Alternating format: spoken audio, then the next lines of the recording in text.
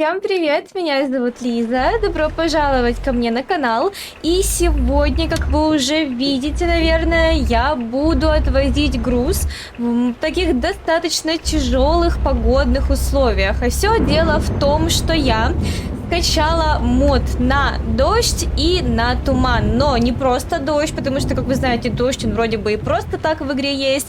Здесь смысл всего этого мода заключается в том, что здесь оно все прям пожестче, а во-вторых, здесь слышно гром. Я думаю, вы уже несколько раз услышали эти раскаты грома, и, в общем-то, я думаю, что будет нам посложнее доставлять груз.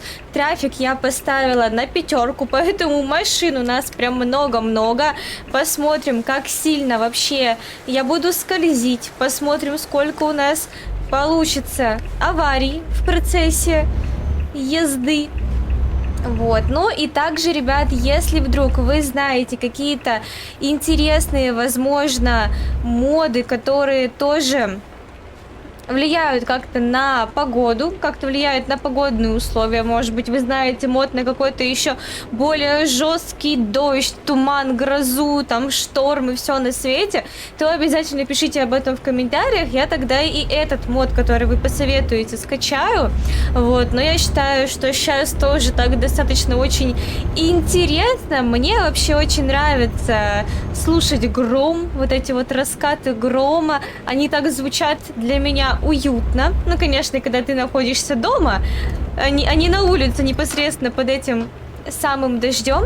Едем мы, кстати, сейчас в город, который я еще так заднюю включила.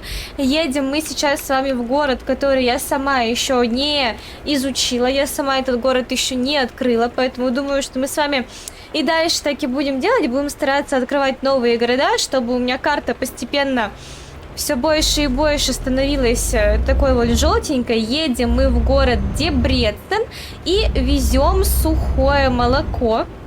18 тонн сухого молока. Кто знает, те знают, что я сейчас обязательно пошучу про свою аллергию. Скажу, что мы с вами везем то, от чего мне стало бы супер-супер плохо. Поэтому эти 18 тонн сухого молока, они, наверное, точно не для меня. Еду я на Мане. Вот он, TGX, мой Ман, который, собственно, был и на последних стримах, и на последних роликах. Сейчас я пока что отдаю предпочтение Ману. Все-таки, знаете, хочется его как-то более-менее распробовать, наверное, понять, нравится мне Ман, или, может быть, я все-таки больше предпочитаю Volvo и Scania. Но пока что меня, конечно, он устраивает. Но все-таки для меня на первом месте, если среди моих 4 тягачей, которые лично в моем пользовании у меня есть, я бы все равно выбрала на первое место, поставила бы, наверное, все-таки Volvo, потом Scania, на 3 все-таки Ман, и на последнее DAF. Но если по красоте, то на первое место я, конечно, поставила бы DAF, потому что мне больше всего нравится внешний вид DAF, но по всем остальным каким-то его характеристикам он прям такой задохлик, я не знаю. Кстати, звук изменился, когда мы с вами встали под мост. Звук в кабине поменялся. Прикольно. Не знаю, мне нравится. Интересненько так. И слушайте, вроде бы впереди как будто бы дождь заканчивается. Нет. Ничего не заканчивается. Просто здесь анимации дождя впереди нет.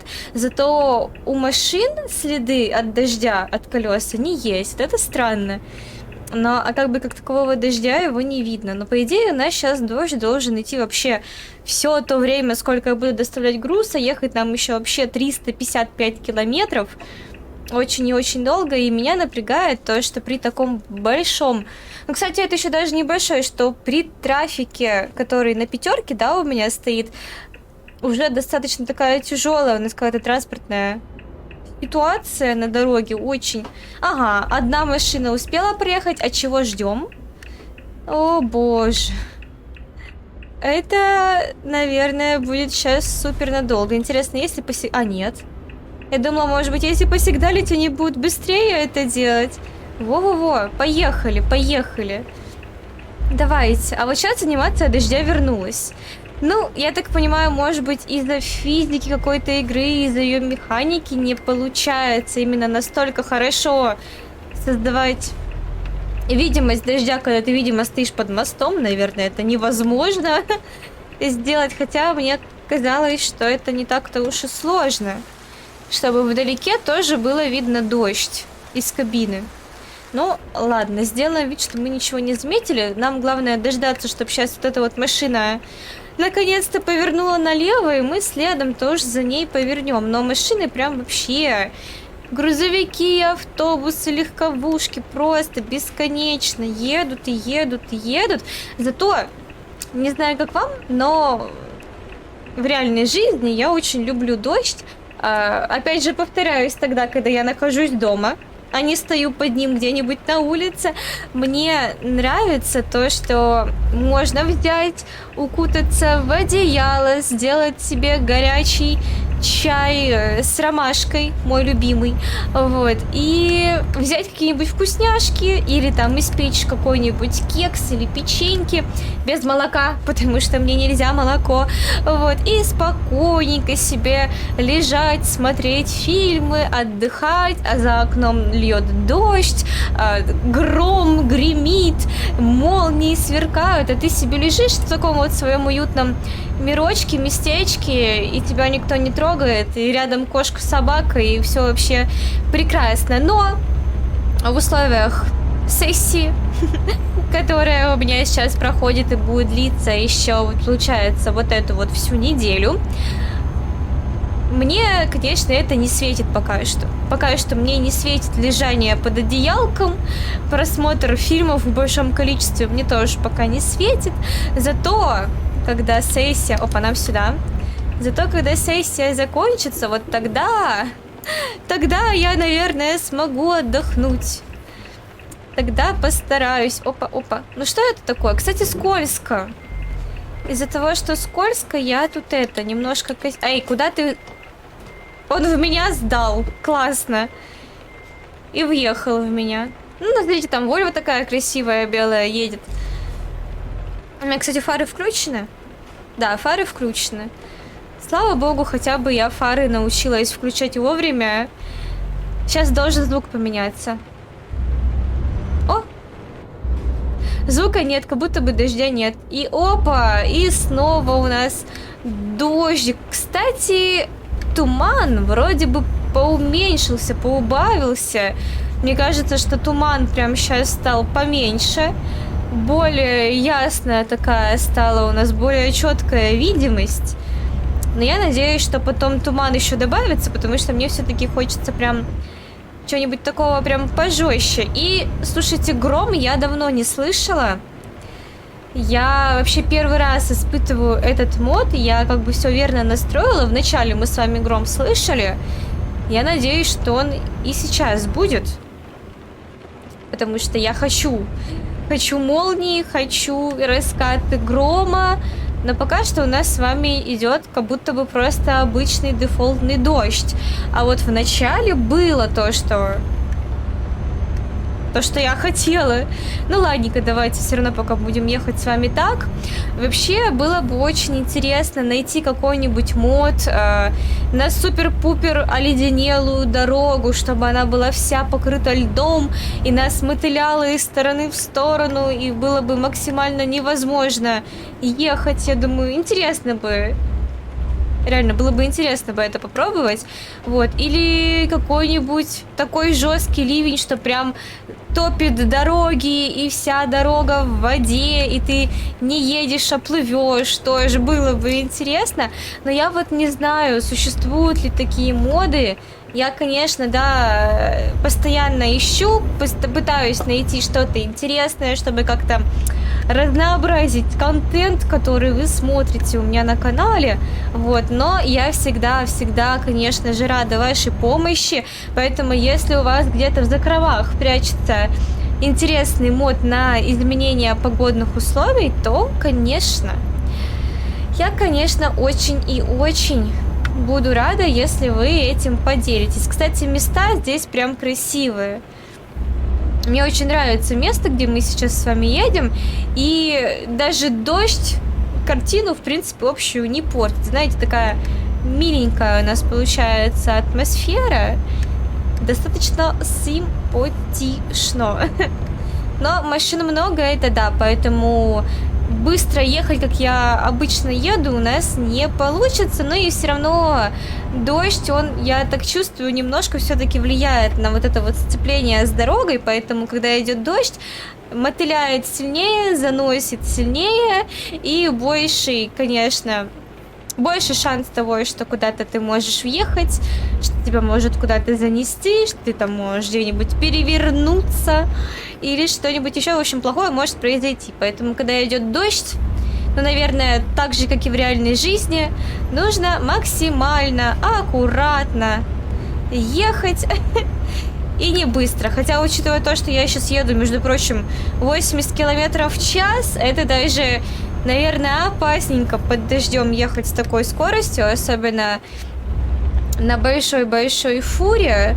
Но, в принципе, дорога ровная, никаких заворотов, поворотов, серпантинов здесь нету. И дальше, по идее, тоже не должно быть, потому что я маршрут немного просматривала. Должно быть нормально. Должно быть вроде бы хорошо. И, ребят, помните, мы с вами относительно такое вот недавнее время назад, что? Относительно недавнее время назад. Ладно, я еще не разговорилась. Это первый ролик, который я сегодня за день записываю, поэтому думаю, вы меня поймете. В общем, относительно недавно у меня стоял сбор на мою такую вот большую-большую мечту, на то, что я очень-очень давно хотела. Это на новый телефон, потому что мой уже, к сожалению, постепенно умирал и сам по себе уже является таким устаревшим. И я просто мечтала о том, чтобы купить новый телефон. И мне, собственно, стоял сбор на мечту. Я помню, даже вот название у нас было такое. И, конечно, я его уже купила. Но я все не могла найти подходящее время и подходящий ролик, чтобы распаковку вставить, чтобы видео с распаковкой вставить в этот ролик. Поэтому вот этот ролик подходящий, и сейчас вы все увидите. Ну что, ребята, настал тот самый момент, тот самый маленький ролик, который я обещала вставить в свой ролик по ETS 2. Это как раз-таки то, что я купила, что я очень-очень давно хотела, и на что мы вместе с вами всеми как раз-таки собирали. Я улыбаюсь просто как не знаю кто, потому что я вот только-только вот пришла домой, он запечатанный, и я прямо сейчас вместе с вами его открою, у меня просто руки чешутся. Честно, до сих пор не верится просто, что вот я держу это в руках, потому что действительно была мечта, я очень сильно это хотела, и благодаря вам, да, теперь это у меня в руках, я просто в шоке, и давайте не будем медлить, пожалуйста, давайте сразу. А как его вообще открывать? Я просто, когда мне мама дарила давным-давно там мой прошлый телефон, он был в прозрачной пленочке, а здесь, смотрите, тут вон вот что-то открывается. Кстати, видите, да, золотого цвета, но из-за засвета, из-за того, что у меня как бы такой стоит цвет, не совсем видно на коробке, что он золотой. Ну, так-то видно. Видно, что золотой. Так, я стараюсь его аккуратно открывать. Это, знаете ли, видела я ролики, где девушка открывает себе iPhone, он просто у нее падает. Так, ребят, кульминационный момент. Ты. Ох, он просто огромный. Вы посмотрите. Посмотрите, какой он большой. У него камеры больше, чем мои глаза размером. Он больше, чем моя голова. О, божечки, ну-ка я возьму его в руки. Ох, мне даже страшно его брать в руки. Посмотрите, как он блестит. Ё-моё. Вы посмотрите, на нем бумажечку. Опачки. О, господи. Вы посмотрите. Сколько раз я сказала. Боже. Я честно до сих пор не верю. Он просто блистает со всех сторон. И, ребят, Конечно, если бы не вы, да, если бы не вы, этого бы не было. И вы видите, да, по мне, что я сама отчасти нахожусь в каком-то еще шоковом состоянии, и мне самой не верится, что у меня даже руки немножко трясутся. Ну, потому что я правда не верю, что все, я держу в руках то, что я, блин, очень давно хотела. Это реально была моя мечта. И, конечно же, все те, кто меня поддерживал, да, с этой мечтой, все, кто поддерживал, будут в конце этого ролика. Вот, так что смотрите ролик этот до конца, да, и всем вам вот большое спасибо. Ой, вообще, спасибо. Хочу сказать вам еще раз большое спасибо, но я, конечно, и в ролике уже это сказала и не один раз, но, тем не менее, я все равно очень-очень рада. Вы, ребят, просто не представляете, насколько этот телефон по всем параметрам круче и лучше моего старого. Я просто безумно рада, что я теперь могу им пользоваться, что вот у меня теперь есть такой телефон. Превьюшки, кстати, даже фотографии на превью, которые вы видите, они стали более качественные, но не считая те, где у меня старые фотографии, потому что я не всегда из-за большой загруженности, из-за сессии, у меня не всегда сейчас есть время, чтобы делать именно новую фотографию для роликов, но я думаю, по моему маникюру можно отследить, где я уже на новый телефон фотографируюсь, а где на старый.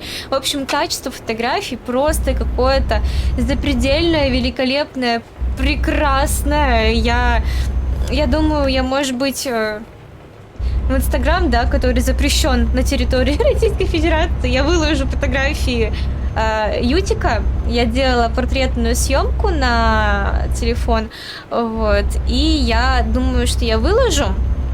Может быть, после этого ролика, когда он выйдет, чтобы вы успели посмотреть это крутое качество. Вот. Ну и себя тоже выложу, потому что, знаете, с момента, когда вот началась вся вот эта вот проблема именно с блокировкой Инстаграма, стало тяжелее туда заходить, в том плане, что он постоянно лагает, он не дает мне поменять количество подписчиков в шапке профиля. Мне ребята пишут: Лиза, у тебя же уже там 18 тысяч, у тебя же уже больше, а у меня до сих пор там стоит старое количество подписчиков, и когда я захожу в профиль, когда я нажимаю на кнопку редактировать его, у меня вылазит ошибка, и я не могу ничего поменять. Вот. Не могу поменять ни описание, ни фотографию я там не могу поменять. Ну, я, конечно, не хочу менять там фотку, но... Так, здравствуйте, можно я тут что-то... Я правил не знаю, но думаю, вы меня пропустите. В общем, пользование Инстаграмом стало гораздо более... И чё он в меня въехал? Стало гораздо более неудобным. Поэтому, надеюсь, вы меня простите, пожалуйста, за то, что я стала гораздо меньше там активничать и выкладывать какие-либо фотки. Но надеюсь, что когда-нибудь все наладится, он перестанет лагать. Плюс сейчас постепенно именно на телефонах, не знаю, как на андроидах, у меня iPhone, сейчас стали постепенно отключать VPN, всякие вот эти приложения. У меня установлено вообще 3 разных приложения VPN, и все они периодически начинают отключаться, перестают работать, перестают подключаться. Из-за этого Инстаграм так долго грузит, вообще просто нереально. О, мой любимый вертолет. Здравствуйте. Давно не виделись. Но у меня с вертолетами отдельная история, и, к сожалению, здесь я никак это даже, если бы хотела, ни по какой другой дороге я это объехать не смогу, поэтому мы с вами прибегаем. Ой-ой. Не надо расцепляться, не ту кнопку нажала. Все. Поэтому мы с вами прибегаем к цыганским фокусам, потому что по-другому сделать не получается. Опа, вот. Слушайте, интересно, просто я помню, вот я консолью задаю эти значения, и можно мне тогда грома побольше? Вот смотрите, я опять сделала туман. То есть через какое-то время он тогда пропадет. Set weather 1. Ну-ка, давайте сначала 0. Потом 1. О, слышали? Гром. Ага, я поняла. Этот мод, он действует какое-то определенное количество времени, когда вы, я так понимаю, в консоли его задаете, либо как-то оно рандомно появляется, так же, как и простой дефолтный дождь. Потом, спустя время, это все исчезает, проходит, дождь остается, но конкретно вот туман и гроза, они включаются тогда, когда ты вот их консоль включишь, а потом они спустя время исчезают. Ну, вообще, я бы хотела бы, чтобы не нужно было это самой включать. Допустим, ты едешь, поставила вероятность осадков на максимум, и всю дорогу, сколько вот ты едешь, у тебя туман, у тебя дикая гроза, у тебя там раскаты грома. Кстати, я опять их не слышу, они были и снова исчезли. Ну, ладно, слушайте, ну туман вроде бы пока есть. Пока что дорога не ясная, пока что у нас тут вот так вот все. Ну, интересный мод, но все-таки мне бы хотелось чего-то более такого, наверное, жесткого. Потому что, ну, нормально, но как будто бы вот чего-то не хватает. Какой-то вот жесткости не хватает, чтобы прям град. Кстати, а есть мод на град, чтобы прям вот заканчивается раствор AdBlue. Автозаправочная станция. А почему он называется раствор? Погодите.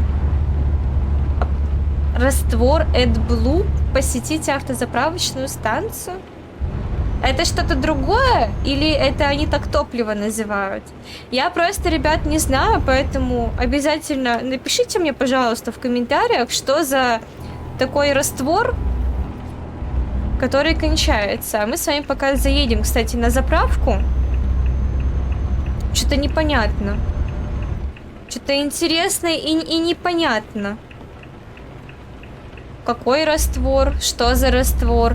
Я же на заправке заправляю только, ну, непосредственно топливо, да? Тут что, коллизии нет? Извиняюсь, я думала, что... Подождите, но мы же когда в конвое ездим, можно же сквозь друг друга проезжать? Почему я не смогла сквозь автобус? Так, глушим двигатель, начать заправку. Но тут не пишется, что конкретно мы заправляем. Мы что, ездим на каком-то растворе? Или я вообще чего-то не понимаю в этой жизни? Там было написано, заканчивается раствор AdBlue. Чё за раствор? Какой раствор? Оно же топливо. Ну как, топливо это общее понятие. Вообще у нас тут что, керосин? Ой, керосин. Нет, что-то другое у нас здесь. В общем, грубо говоря, топливо, не бензин. А какой раствор? Что за раствор? Напишите мне в комментариях, потому что я не знаю, я, может быть, сейчас жестко туплю, но что-то я чего-то не понимаю. Кстати, туман. Туман вроде бы постепенно проходит. Ну-ка. О! Ну ладно, сделаем еще раз так. Туман постепенно исчезает. О, молния. Сейчас будет гром. О! Короче, оно такое... Ненадолго, короче, оно все включается. Поэтому, если вы хотите вот постоянно ехать в таких условиях, вы должны постоянно сами в консоли включать себе. Ну, если вы скачиваете этот мод. Поэтому, ну, не знаю. Нормально, пойдет. Покататься вот так вот разочек пойдет. И уже туман пропадает, и уже видимость лучше становится. Почему так быстро? Почему так часто пропадаешь? Я не понимаю. Кстати, мы с вами почти уже приехали. Нам осталось ехать... Опа. Нам осталось ехать всего 82 километра.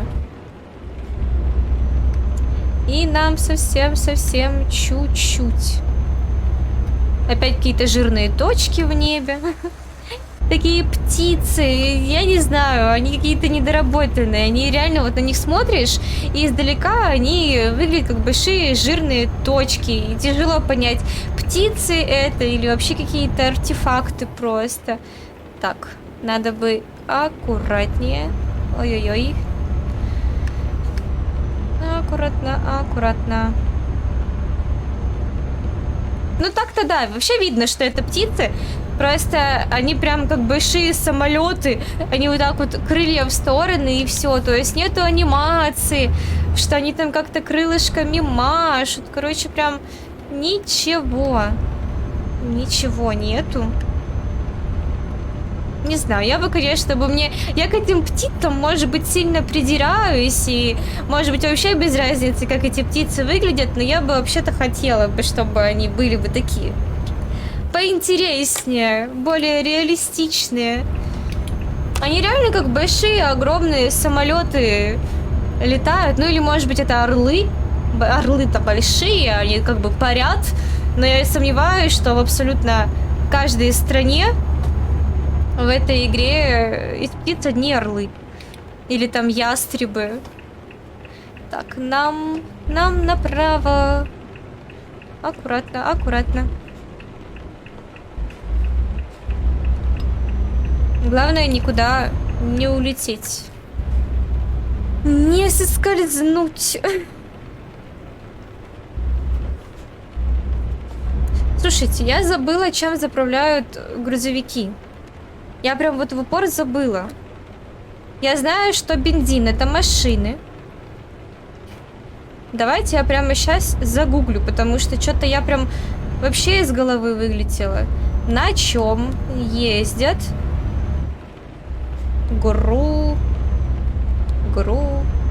грузовики? Ага, у меня нет интернета, классно. Ну-ка. Грузовые автомобили работают на 3 видах топлива. О, дизель, точно, дизельное топливо, потому что, когда мы с вами стояли на заправке, я сказала керосин. Но керосин — это вроде бы то, на чем летают самолеты. Если я не ошибаюсь, простите. И я все это время, сколько ехала, я разговаривала с вами и пыталась мимолетно вспомнить, чем же все-таки заправляют тягачи. Так вот, 3 вида топлива: дизель, бензин и газ. Дизельные двигатели самые распространенные. Это обусловлено высокими показателями производительности и экономичностью таких агрегатов. Всё. А, кстати, а почему не газ? Газ же он дешевле. Почему дизельная? Или дизель еще дешевле? Напишите в комментариях, что выгоднее, дизель или газ. Потому что, насколько я знаю, таксисты, они зачастую свои легковушки как-то переделывают на газ, и они ездят на газу, потому что газ, он дешевле, чем бензин. Вот. И интересно тогда, почему здесь написано, что дизельное выгоднее, если на газу тоже можно. Значит, дизель еще дешевле, чем газ? Ой, пока рассуждала, ехала. У меня прям реально просто из головы вылетело. Я сижу, думаю, да керосин? Да нет, не керосин. Топливо, но топливо — это просто общее понятие, обобщающее всего этого. Бензин, не бензин, на бензине в основном легковушки. Как это слово называется? Это дизель. Как можно было забыть слово дизель? Не, ну в принципе легко. Не такое легкое слово, чтобы его забыть. Где Бреттон? Опа, ну мы на желтый. Мы на желтый успеваем, мы правила не нарушаем.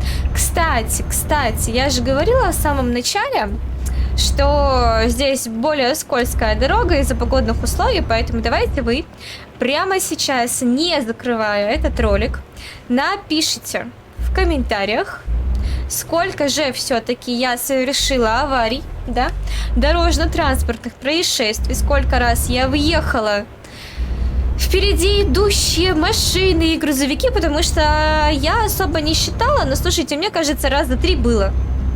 Раза 3 я немножко так впечаталась, но прям какой-то супер жесткой аварии не было. Но парочку раз я все равно выехала. Ну, я думаю, ничего страшного. Думаю, вы все понимаете, да, скользко. Не смогла справиться с управлением. Ну, кстати, кстати, я вроде сильно быстро-то и не ехала. Так, нам сюда, да, я так понимаю? Так. Опа. Давайте посмотрим. Давайте припаркуем. Удивительно, что ни одного прицепа здесь не стоит. Как будто бы специально, чтобы у меня было много-много места для парковки. Но это мне нравится. Такое я люблю. Когда легко и все точно получится, это я такое уважаю. Так. Ну, а мы сейчас с вами быстро встанем. Тут вообще никакой проблемы в этой парковке нету. Когда она пустая... О, все. Смотрите. Аккуратненько, ровненько. Могу похвастаться, потому что раньше я не умела парковаться. Сейчас умею. Ой. Я что-то не то сделала. Надо было Enter... Двигатель глушится. И Enter. Я просто привыкла, что отцеплять прицеп надо. Груз сухое молоко доставлен из Банска-Бистрица в город Дебрецен. Превосходно. И на этом ролик подходит к концу. Всем вам большое-большое спасибо за просмотр. Очень надеюсь, что вам ролик понравился, поэтому обязательно ставьте лайки, пишите комментарии и подписывайтесь на мой канал, если вы еще почему-то на меня не подписаны. Ну а мы с вами встретимся в следующих роликах и стримах. Всех целую, обнимаю и всем пока. Девка за рулем, за рулем. Девка за рулем, за рулем.